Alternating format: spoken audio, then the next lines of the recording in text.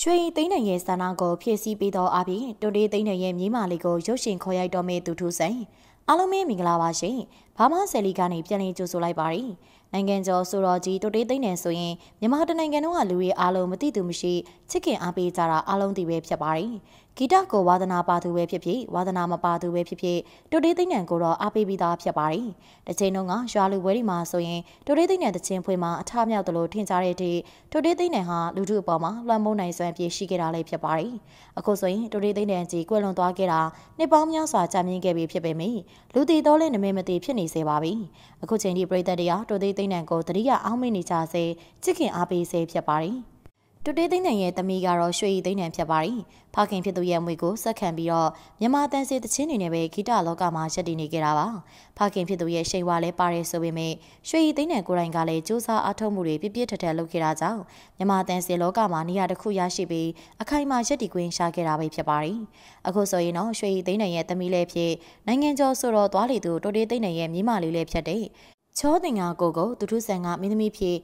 ညီတော်မြောက်စစ်တေးပြီးတော့မှလည်းဖြစ်ပါတယ်။ချောတင်ငါကိုက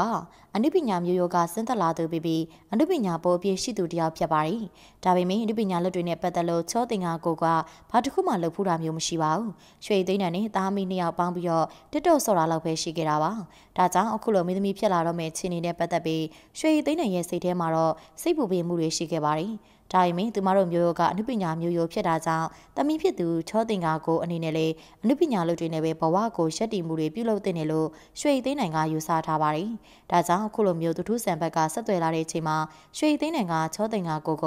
လှုပ်ကြည့်ဖို့အတွက်တိုက်တွန်းပြောကြားခဲ့ပါတယ်။သူထုဆန်ကတော့တစ်ခေတ်တစ်ခါတုန်းကမြန်မာနိုင်ငံရဲ့ထိထမ်းမင်းသားတစ်လက်ဖြစ်ရုပ်ရှင်နဲ့ဗီဒီယိုဇာတ်ကားတွေများစွာမှာတဘာဝကြကြတယောက်ဆောင်ခဲ့ပူတာဖြစ်ပြီးပရိသတ်ရဲ့လက်ခံအားပေးမှုကိုလည်းအခိုင်အမာရရှိထားတာဖြစ်ပါတယ်။နောက်ပိုင်းမှာတော့သူထုဆန်ရဲ့အနုပညာခြေလှမ်းတွေအနှဲငယ်ကျဲသွားခဲ့ပေမဲ့လည်းပရိသတ်တွေကတော့သူထုဆန်ပေါ်မှာချစ်ခင်မြဲဝင့်ရအားပေးမြဲဖြစ်ပါတယ်။သူထုဆန်နဲ့ရွှေသိန်းနံတို့ကဆက်ဆံရေးကောင်းတွေလည်းရှိတာပါ။အချိန်နေကြာကြီးမိတ်ဆွေကောင်းတွေဖြစ်နေရက်တည်ခဲ့ကြတာဖြစ်လို့တယောက်စိတ်ကိုတယောက်ကသိပြီးသားဖြစ်ပါတယ်။ဒါကြောင့်သူမရဲ့သမီးလေးကိုအနုပညာလုပ်တွေနဲ့ပဲရက်တည်စေခြင်းနဲ့ရွှေသိန်းနံရဲ့ဆန္ဒကိုသူထုဆန်ကလည်းကောက်ကောင်းသိထားပါတယ်။အချင်းနေပင်းရင်သူ့ဘက်ကနေကူညီနိုင်ဖို့အတွက်သူထုဆန်ကခေါင်းထဲမှာအမြဲတွေးထားခဲ့ပြီးခဲ့တဲ့ရက်ပိုင်းတုန်းကတော့သူထုဆန်ကိုယ်တိုင်ကချောတင်ငါကိုနဲ့လိုက်ဖက်တဲ့စကားတစ်ခုရိုက်ကူးဖို့ရှိကြောင်းရွှေသိန်းတဲ့ထံမှာဖုန်းနဲ့ဆက်သွယ်ပြောဆိုလာခဲ့တာဖြစ်ပါတယ်။ပထမတော့အချစ်ချင်းအရှိလိုစောင့်နေတယ်လို့ပဲရွှေသိန်းနိုင်ကထထားခဲ့ပေမယ့်သူထုဆန်ကစောင့်နေတာမဟုတ်ဘဲတကယ်ပြောနေတာဖြစ်ကြောင်းပြောခဲ့တာကြောင့်ရွှေသိန်းနိုင်တို့သားမီးနှစ်ယောက်လည်းဘာဆက်လို့မရမလဲဆိုပြီးတော့ခေါင်းချစ်ဆိုင်တိုင်ပင်ကြရင်နဲ့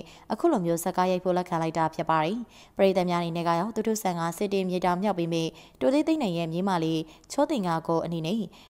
သူမရဲ့ပွဲဥတဲ့ရုပ်ရှင်ဇာတ်ကားမှာအကောင်ဆုံးတရုပ်ဆောင်နိုင်ပါမလားဆိုတာနဲ့အားပေးဝင်ရင်ကြမှာလားဆိုတာနဲ့ပတ်သက်ပြီးတော့ကွန်မန့်လေးထဲမှာပြောခဲ့ပေးပါအောင်ရှင်အဆုံးနေရာပေးခဲ့ကြတဲ့အတွက်အားလုံးကိုကျေးဇူးတင်ပါတယ်